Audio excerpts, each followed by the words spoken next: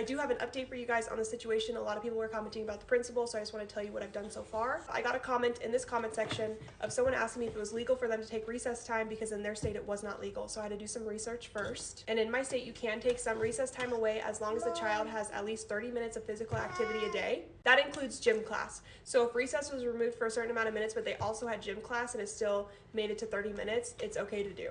So of course I waited for my daughter to come home from school and I asked her, did you have gym class that day? Because I know she doesn't have it every day. And she said, no, I did not. That day she had some recess removed for going to the bathroom.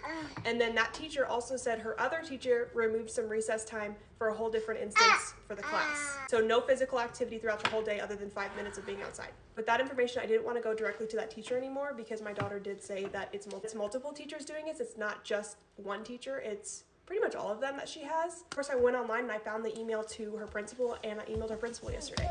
She did call me yesterday, but I missed the call and then school was done with, so I had to wait till the next day. She said she would call me in the morning and she did. She called me this morning. She wanted some clarification of the whole situation, the conversation I had with the teacher, what my child said, etc. And I explained everything again. 100% again agreed with me that you cannot just remove recess for having to use the bathroom. She said the only time that they should be removing recess is if there was an instance like if a child was throwing a rock during recess or doing something that wasn't safe. My child going to the restroom during class time was not unsafe. People are saying, oh my gosh, I'd be crashing out, I would be doing this, I'd be doing that.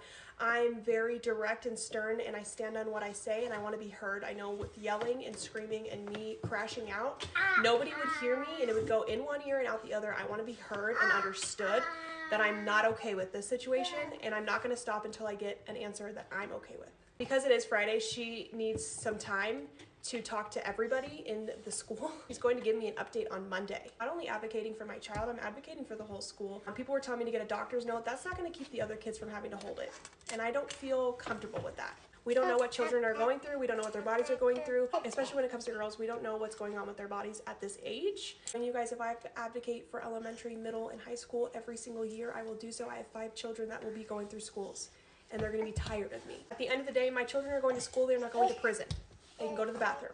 If a girl has to crash out, I'll crash out. That's the update so far. I'll let you guys know what happens on Monday.